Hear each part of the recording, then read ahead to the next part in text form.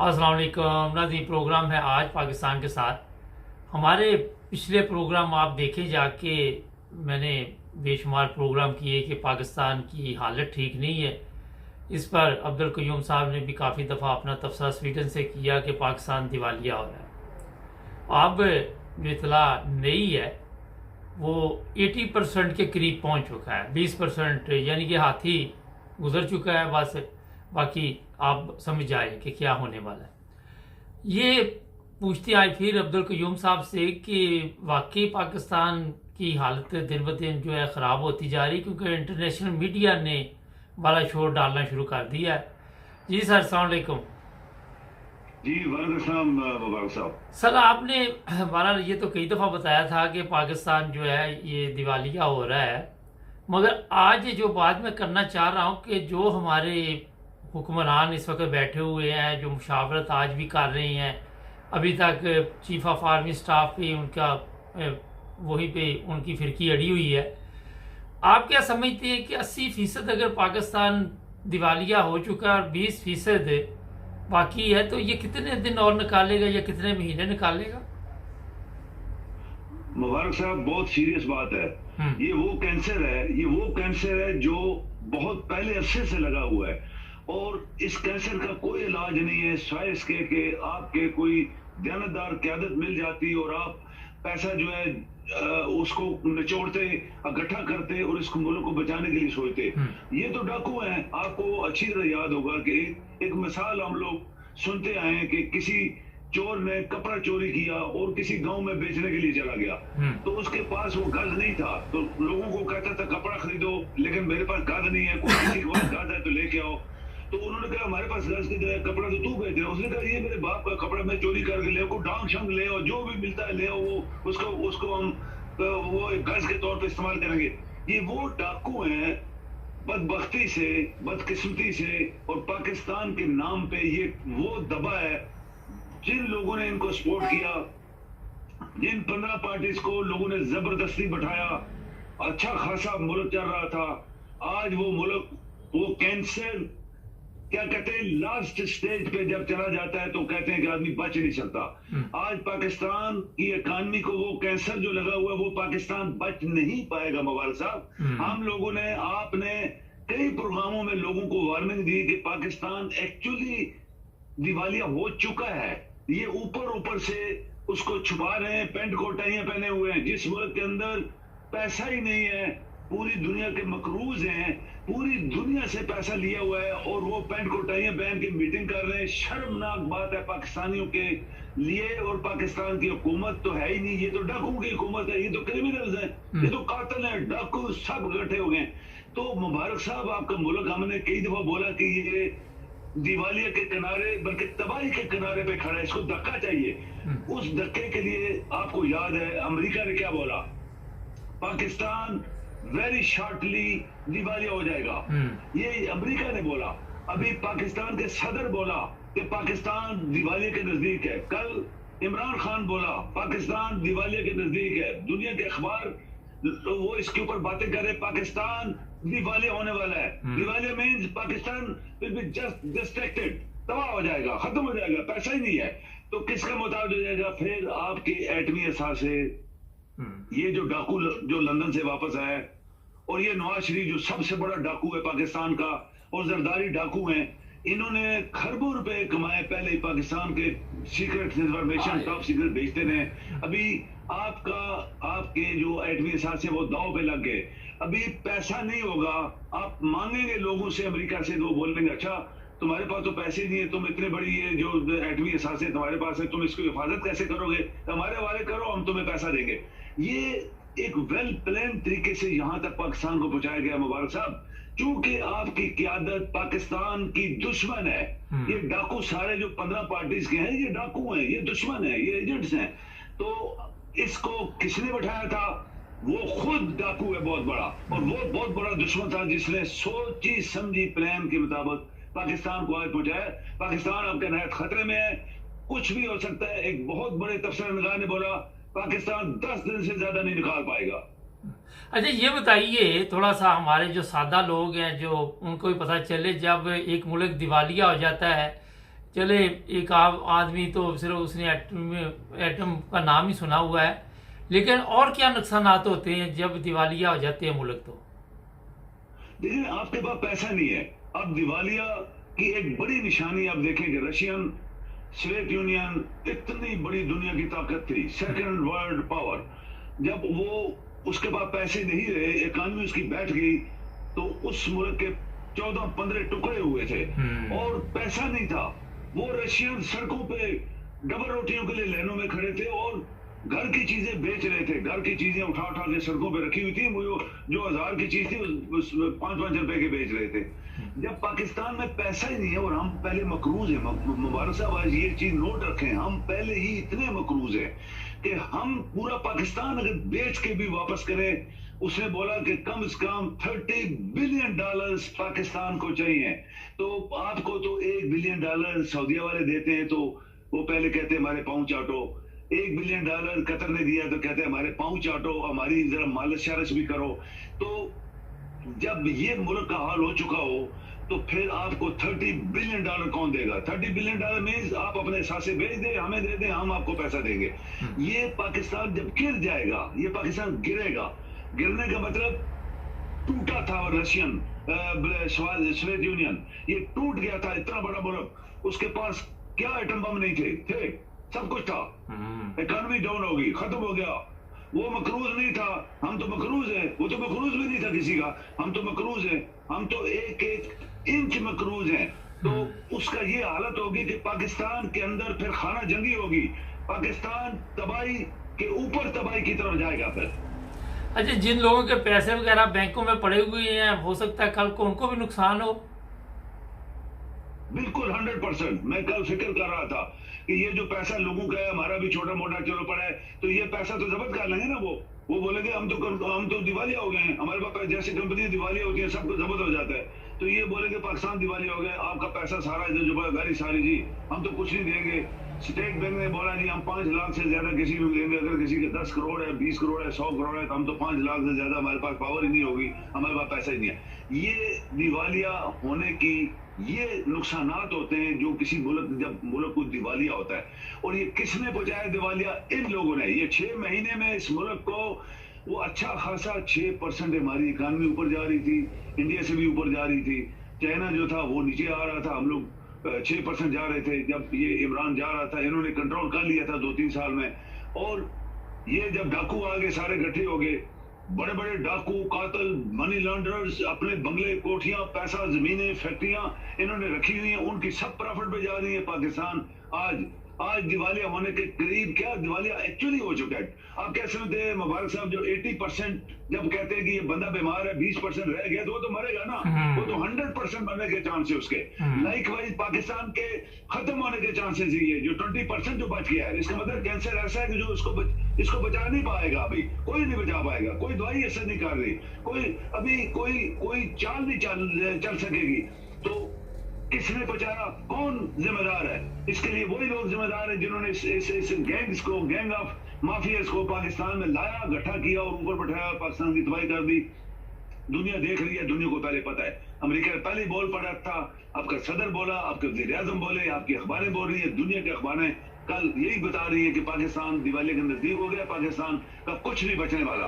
तो तबाही जब होती है, भूखे नंगे जब लोग हो जाएंगे तो फिर एक दूसरे को कत्ल करेंगे, मारेंगे, और पाकिस्तान के अंदर ये चीजें होने वाली हैं। अगर आज मैं सोचता हूं ऐसे कि अगर नया chief of army staff emergency लगा दे इस मुल्क के अंदर, और इन डाकुओं की, सबसे पहले इन डाकुओं की तमाम जायदादें, मकान, बंगले, कोठियां, फैक्ट्रियां, घर और जो कुछ उनके पास है सब का जब्त कर लिया जाए। पीपल पार्टी और ये 15 पार्टियों का जब्त करके पैसा स्टेट बैंक में डाले, उसको थोड़ी सी ऑक्सीजन दें, स्टेट बैंक को ऑक्सीजन दें कि हमारे पास पैसा इन्हीं हरामियों को, इन्हीं का हरामखोरों का पैसा जो है वही पैसा जब्त करें और पाकिस्तान के स्टेट बैंक में डाल को ऑक्सीजन दें, वरना मुबारक साहब बहुत मुश्किल है। एक ब्रेक लेते हैं, ब्रेक के बाद अभी बातचीत जारी है। नाज़रीन जुड़े रहिए हमारे साथ, हमारे चैनल को सब्सक्राइब करें, हमें फॉलो कीजिए, टिकटॉक पर भी और फेसबुक पर, यूट्यूब पर भी सब्सक्राइब करें,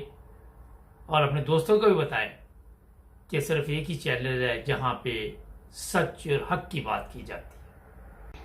जी नाज़रीन, ब्रेक के बाद आपकी खिदमत में दोबारा हाजिर। अच्छा सर, एक चीज़ मुझे बताइए, ये तो बड़े ख़तरनाक हालात जो नज़र आ रहे हैं, और इस पर नाइन ब्रदर्स टीवी इंटरनेशनल ने बारहा दफ़ा तवज्जो दिलाई और लोगों ने बातचीत भी की, मगर पाकिस्तान की बदकिस्मती। कल एक प्रोग्राम मैंने किया इटली से, आपको भी शायद भेजा था। वो साहब का कहना था जी फलां जो जिस मौजूदा चीफ ऑफ आर्मी स्टाफ जो है ये इसका तल्लक अहमदी लोगों के साथ है ना। मुझे ये बताइए कि पिछले 75 साल से सारी गवर्नमेंट तो रही है दूसरे लोगों के हाथ में, ठीक है। जब मैंने कल रिसर्च की तो एक वक्त था कि पाकिस्तान के वजीर खजाना अहमदी थे, MM अहमद जी।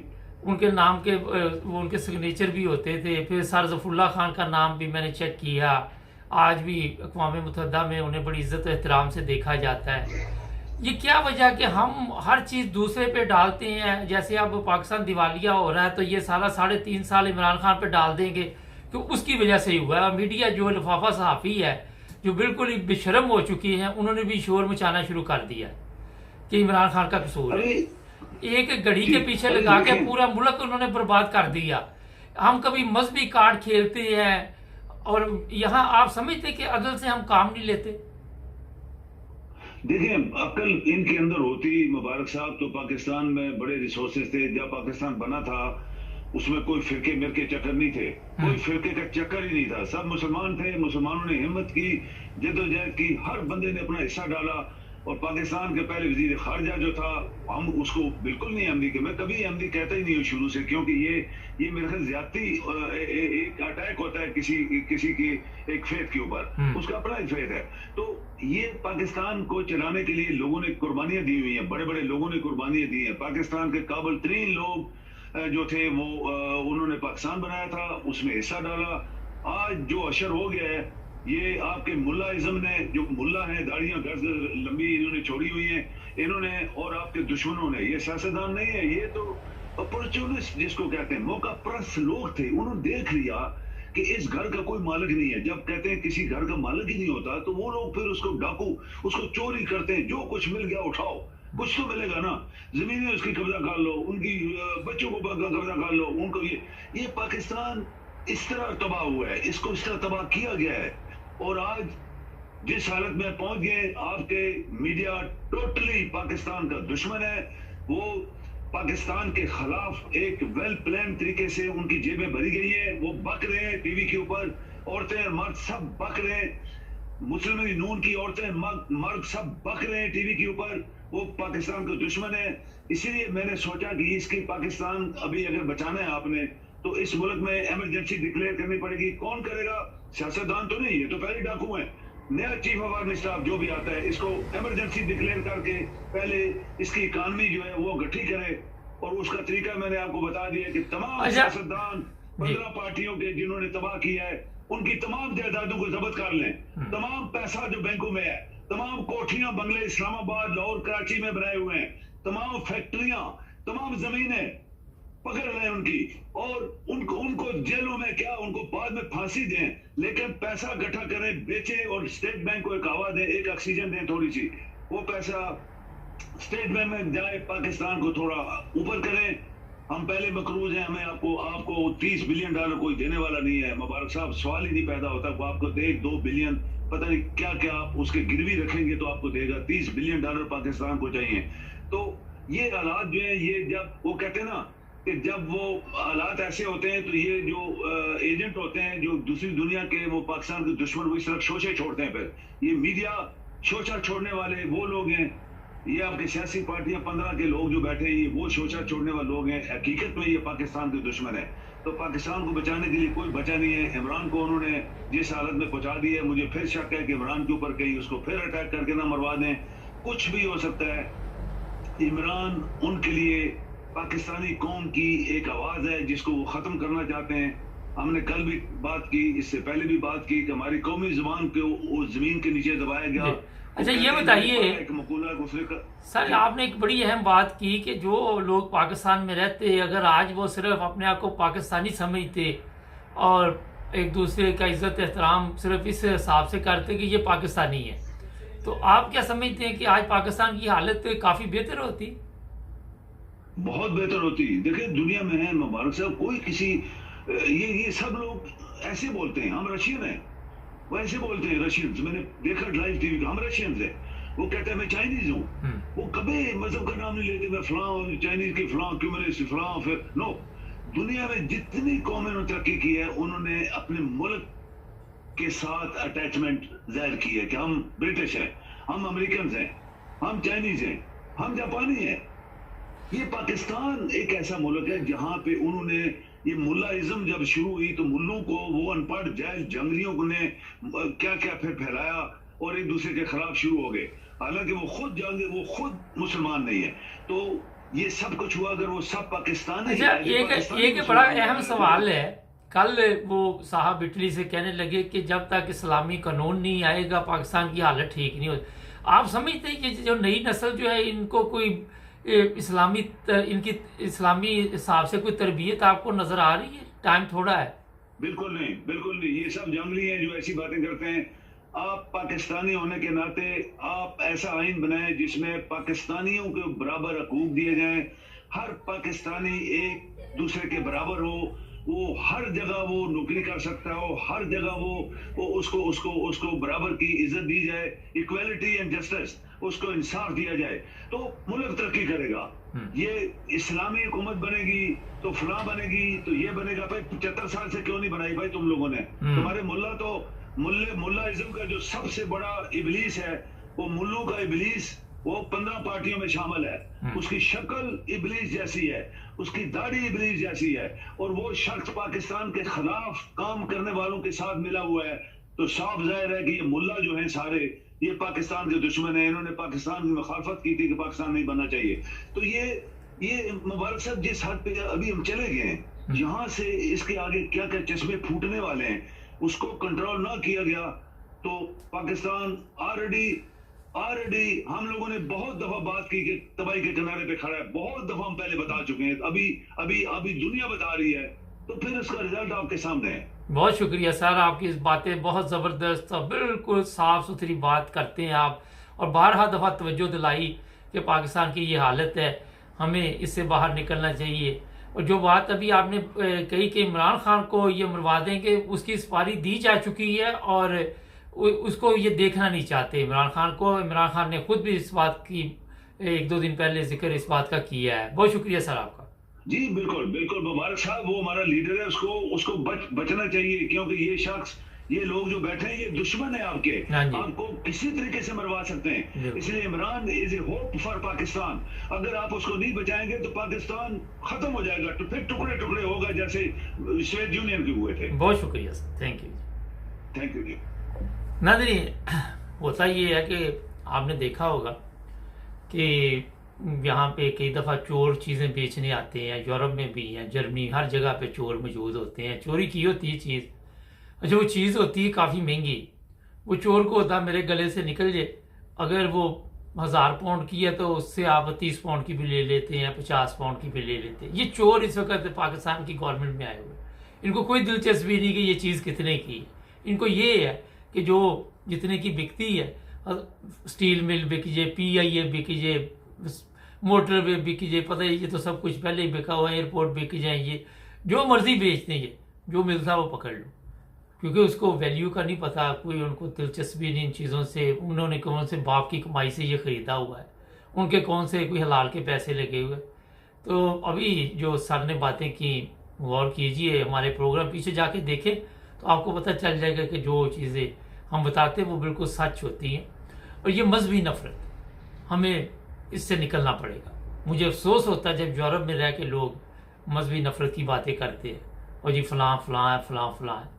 तो मेरा ख्याल, जहाँ तक मैंने रिसर्च की है, कि जिन लोगों पे इल्ज़ाम लगाते हैं कि ये फ़लाँ फ़िरके से हैं, जिस तरह अहमदियों के मतलब कहा जाता है, मगर जब इसका मैंने पता किया, अच्छी तरह रिसर्च की, मुख्तलिफ ममालिक में जहाँ जहाँ भी हैं मुहब्बे वतन हैं और अपने वतन से मोहब्बत करते हैं, और मैंने ये भी देखा कि आज भी जो पाकिस्तान की हालत है उसके बावजूद सब दुआ करते रहते हैं कि अल्लाह ताला इसे महफूज रखे, मगर इस चीज़ को हमने किसी ना किसी तरह ख़त्म करना है। हम सबको पाकिस्तानी बनना है, एक कौम बनना है। और जब तक हम एक कौम नहीं बनेंगे, पाकिस्तान तरक्की नहीं कर सकता। जुड़े रहे हमारे साथ, हमारे चैनल को सब्सक्राइब करना मत भूलिए।